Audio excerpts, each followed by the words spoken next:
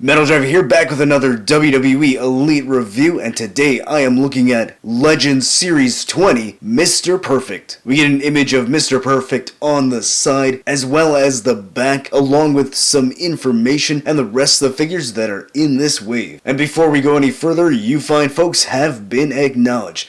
And with all that being said, let's go ahead and open this up and take a closer look at Mr. Perfect. And here is a 360 look at Curt Hennig. We see all the details on the figure, and he comes with a few accessories that include interchangeable pointing hands, as well as gripping hands. And these are all the hands that we get. It would have been nice if we gotten some open hands. I personally would have liked that. We get the classic version of the Intercontinental Championship belt. Not brand new, we've seen this before, but I'm glad we have this. This is the superior version of the IC title, and that's not an opinion, that is a fact. This belt is sculpted well, painted nicely. I like how this looks. So if you have this version of the belt in your collection already, you should know what to expect, but it is a nice looking belt. And then we get Curt Hennig's white towel. It's a nice cloth, good soft piece right here, so it's cool that this is included. Taking a look at the head sculpt, I don't think this is brand new. I'm pretty sure this is a head sculpt we have seen before. Now I'm going to be honest, I don't have another Mr. Perfect in my collection. This is the only one that I have. I know that's horrible of me, but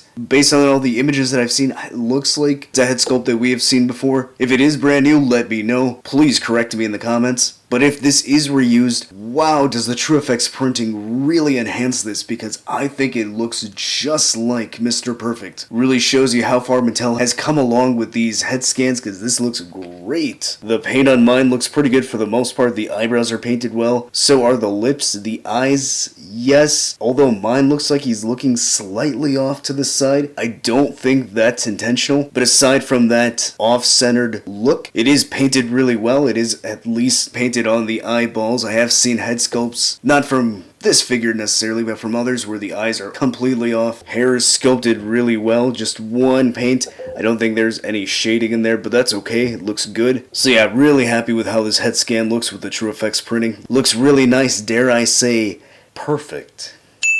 Looking at the body, we see the yellow singlet with this Mr. Perfect. The first for an Elite. We did get a basic one with this attire, but now we're seeing this in Elite form, and we don't have a sculpted singlet. So here is the thing that makes this unique, is that he's got a rubber singlet, so that way you can pull this down and expose his torso. Now, I know a lot of people don't really like this. They're not a fan of this. I totally understand it. I think a sculpted singlet is better. It's superior. However, this one does give it the option to give Curt Hennig a different looks, which is nice. Now, I will say that this actually feels pretty nice. Now, we did get a rubber singlet or tank top before with the ringside exclusive Undertaker, and that one felt kind of rubbery, kind of gummy, which feels like this could easily rip or fall apart in the future. Whereas this one, I don't know how to explain the texture, but it feels different. It feels like it's a little more solid, a little more sturdy. Now, I don't have any proof or evidence that that is the case other than how it feels and my source of trust me bro, but it still has the same feature as that singlet with the Undertaker. So you can pull this down.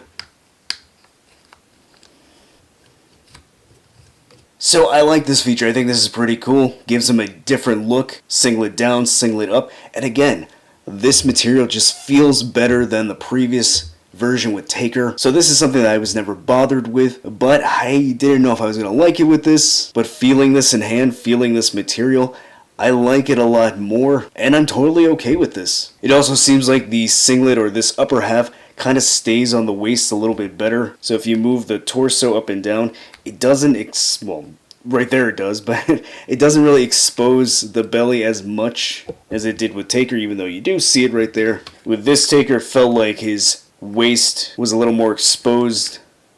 To me, messing around with this, it just feels better than the previous one. It feels sturdier. Looking on the back, you see this black design here going down all the way down to the tailbone. So yes, you do see a little bit exposed right there. See if we crunch it forward. Yeah, there's a little bit right there on the back. Whereas with Taker, yeah, you see a lot more exposed. So yeah, so I don't know if I'm explaining it too well. It's something that you really have to feel in person, but I feel like this one is a better version than the one that's on Taker. Here we see the arms, and I gotta say that's a little bit disappointing. These should have been bigger. These are too small for Curt Hennig. He should have bigger arms than this. Some white wrist tape right here, painted well. Same thing on the other side. Bottom part of the singlet looks good, nice yellow. Matches the top pretty well. Maybe could have used an extra coat of paint here on the upper thigh and the hips. But aside from that, it looks good, like how it looks from the back. And then we get these big fat knee pads that I'm not really a fan of. They tend to hinder the articulation on the knees. And then he's got white boots with Mr. P painted on the side. It looks good. I don't see anything that's sloppy or mispainted. Crisp,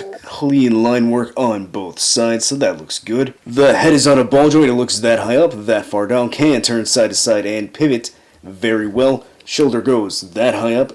Rotates all the way around. A bicep swivel. Double jointed elbows, a swivel and hinge at the wrist. He crunches that far forward, goes that far back. A waist swivel, legs go that far out, that high up, so great range there. Thigh cut, double jointed knees. That, yes, is hindered by the knee pad, but it's not as bad as I've seen on other figures. A cut at the top of the boot.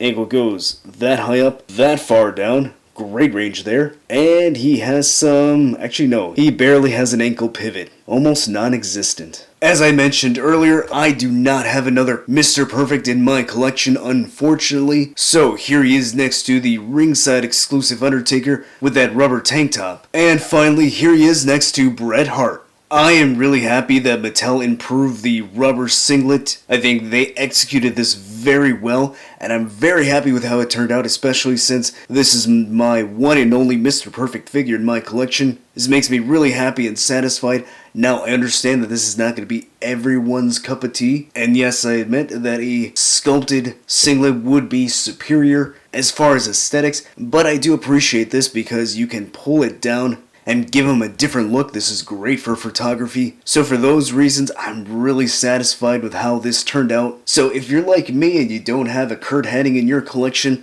then this is an excellent one to pick up. However, if you're trying to save money and you already have a few others, like the blue one and that orange one, then yeah, I could see you maybe wanting to skip on this. But honestly, I don't think it's a bad figure at all. I think it's really solid, and for me, it was certainly worth adding to my collection. If you enjoyed this video, hit that like button and subscribe. If you want to see more wrestling figure reviews, click on the card at the end of the video, and I'll see you next time.